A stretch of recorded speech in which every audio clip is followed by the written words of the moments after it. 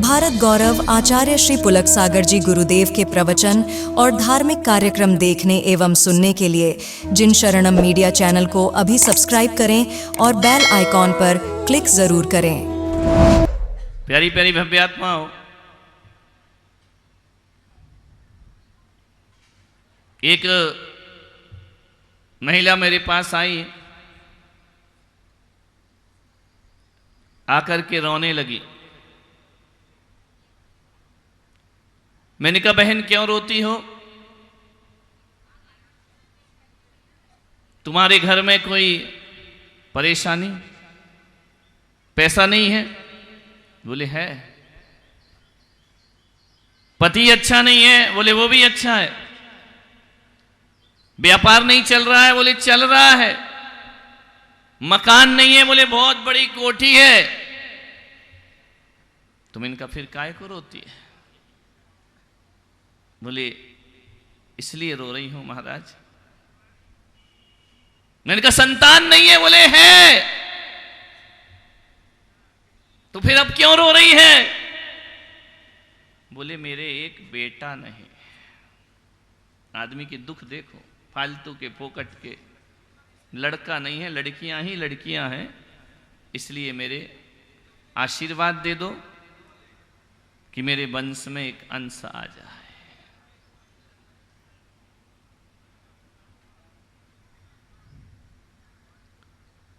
कैसी 21वीं सदी में हम जी रहे हैं। आज भी लड़के और लड़की में भेद करते हैं। मान्यवर, मैं पुलक सागर कहता हूं कि तुम्हारे यहां लड़का ना हो तो ज्यादा दुख मत करना, लेकिन लड़की ना हो तो आदमी को दुखी होना चाहिए।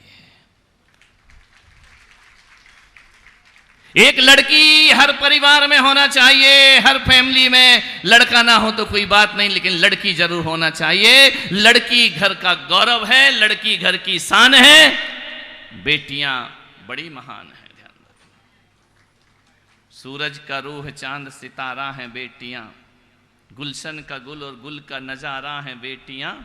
और फुर्सत मिले तो इनको जरा पढ़ भी लीजिए, गीता कुरान बाइबल भी रामायण बेटियां।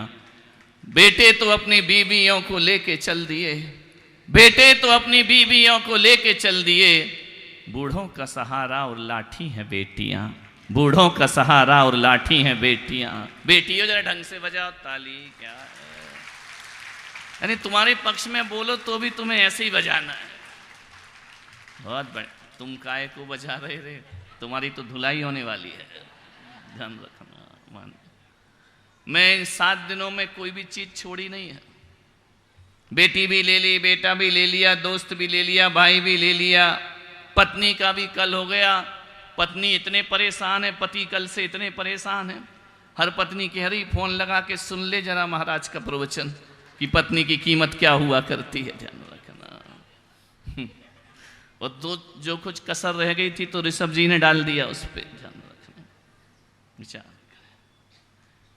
एक लड़की जरूर होना चाहिए। मेरी ये मानसिकता है कि जिसके पास लड़की नहीं उसके पास दिल भी नहीं हुआ करता है। ध्यान रखना, दिल वाले वही होते हैं जिनके घर कन्या का जन्म हुआ करता है। एक बात आप विशेष ध्यान रखिए, क्योंकि लड़के वाला थोड़ा अकड़ में जीता है।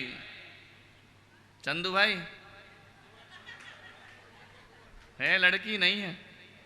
नहीं है? आओ, तुम्हारा ही प्रवचन है आज। विचार करना है। लड़के वाले थोड़े अकड़ के जीते हैं कि हमारा लड़का है, हमें झुकने की जरूरत नहीं है। लेकिन लड़की ऐसी होती है जो अच्छों के अहंकार को चुनौती दे दिया करती है। अच्छे अच्छे जो अकड़ वाले होते हैं उनको कोई झुकाने का काम और विनम्रता का काम, विनम्रता का पाठ कोई पढ़ाती है तो हमारी बेटी विनम्रता का पाठ पढ़ाया करती है। आदमी को विनम्र होना पड़ता है, आदमी को नम्र होना पड़ता है। एक बेटी के कारण आपसे निवेदन है, बेटा ना हो तो चिंता मत करना, लेकिन बेटी ना हो तो जरूर चिंता में रहना। वो रो रही थी, मैंने कहा तू पागल हो गई, तेरी बेटियां हैं और तू रो रही है। एक बात ध्यान रखना, जिसके घर बेटी होती है ना, बेटे वाले उसके घर हाथ फैला के आया करते हैं कि अपनी कन्या का दान हमारे बेटे को। बेटी वाले तो हमेशा बड़े होते हैं, ध्यान रखना। बारात लेके कौन आता है? बैंड बजाएगा, घोड़े पे लाएगा। लड़की वाले तो नहीं जाते ना तुम्हारे यहाँ लेने की घोड़े पे दामाद को, कंवर साहब को लेकर के आए। नहीं, कंवर साहब घोड़े पर आते हैं और डोली में बिठाकर हमारी बेटी को ले जाया करते हैं। ध्यान रखिए, एक बेटी जरूर हो। उस महिला से मैंने कहा बेटी नहीं है तो टेंशन क्यों ले रही है?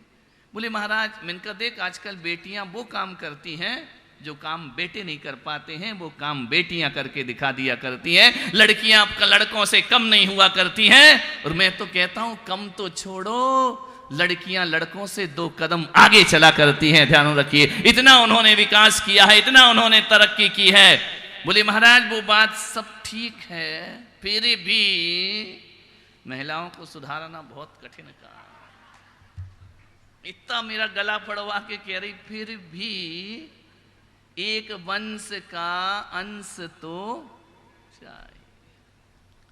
मैं आपसे कहता हूं कोई जरूरी नहीं है कि बेटों से वंश चले।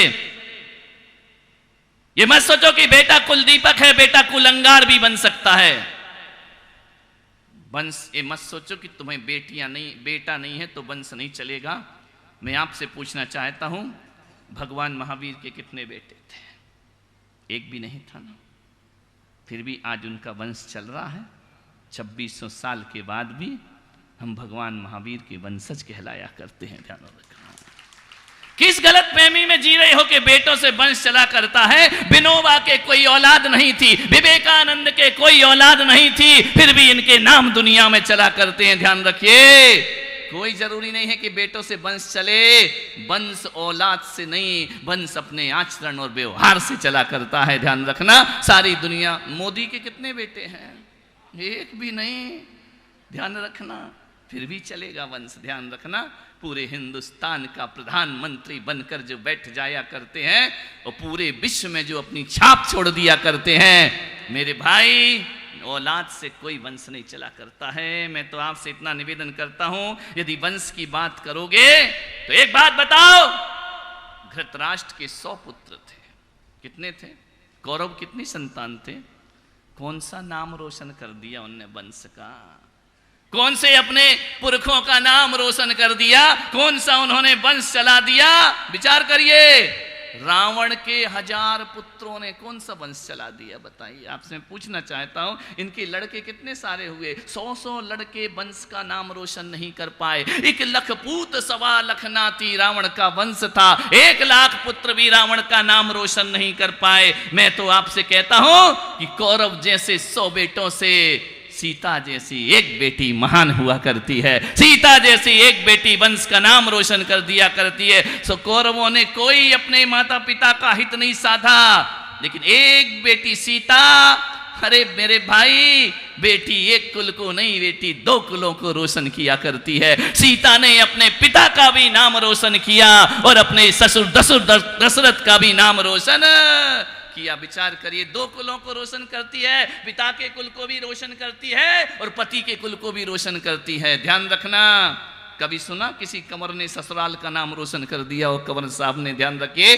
बेटी किया करती है खानदान का नाम रोशन। इसलिए मैं आपसे निवेदन करना चाहता हूं कि जितना ध्यान आपको बेटियों पर देना चाहिए उतना बेटों पर। एक लड़की आई, बोले महाराज शिकायत थी उसे माँ बाप से, बोले मेरी मम्मी सबसे खराब है, मेरे पापा खराब है, क्या करूं? मैंने कहा मम्मी पापा बदल ले। अरे तो बोले ऐसे कैसे बदल ले? तो मैंने कहा फिर अपने आप को बदल ले। मैंने कहा बेटा क्यों खराब है? बोले देखो ना महाराज, मैं कहीं भी जाऊं 10 फोन आते, कहाँ है, ट्यूशन गई कहाँ है, कॉलेज गई कहाँ है, 10 फोन हर 10-10 मिनट में। मैं समय पे घर आती हूं तो भी मुझे डांट पड़ती है। और मेरा जो भैया है ना, वो 10 बजे रात को आए तो भी उसे डांट नहीं पड़ा करती है। मुझसे कहा जाता है ऐसे कपड़े पहनो, वैसे कपड़े पहनो, भैया कुछ भी पहने उसको कोई रोक टोक नहीं हुआ करती है। भाई के लिए कोई पाबंदियां नहीं है। मैं सहेली के घर भी जाऊं तो माँ के 10 फोन आते हैं, बताओ महाराज ये लड़के लड़की में भेद क्यों किया करते हैं। मैं कहीं जाऊं पूरी निगरानी रखती है, पूरी इंक्वायरी होती है, कहाँ गई थी, क्यों गई थी, किस लिए गई थी। भैया कहीं भी जाए तो कोई नहीं पूछा करता है। मेरे मम्मी पापा कितने खराब हैं, मुझ पर पहनने पर भी बंदिश लगाते हैं, घूमने पर भी बंदिश लगाते हैं। मैंने कहा बेटा तेरे मम्मी पापा दुनिया के सबसे अच्छे मम्मी पापा हैं। बोले क्यों। मैंने कहा एक बात बता। बोले भैया के और मेरे दोनों के बीच में इतनी पार्शलिटी चलती है। मैंने कहा नहीं, एक बात बता, यहां बेटियां बैठी हैं, उत्तर देना मुझे। बाजार जाते हो ना, सोचना, सब्जी भाजी लाते हो, बाजार में हीरे मोती भी मिलते हैं। विचार करना, अपने घर में देखना, हीरे की अंगूठी, हीरे का नग जब बाजार से लाते हो ना, कहाँ रखते हो। एक डिब्बी में, डिब्बी के एक नगीने को लाल कागज में बांधोगे, उस पर एक डिब्बी रखोगे, उसके ऊपर बड़ी डिब्बी होगी, उसके ऊपर और बड़ा डिब्बा होगा, फिर वो अलमारी में जाएगा, लॉकर में बंद होगा, अंदर का लॉक अलग होगा, बाहर का लॉक अलग होगा। बोले हाँ महाराज। मैंने कहा हीरा है, उसे संभालना पड़ता है।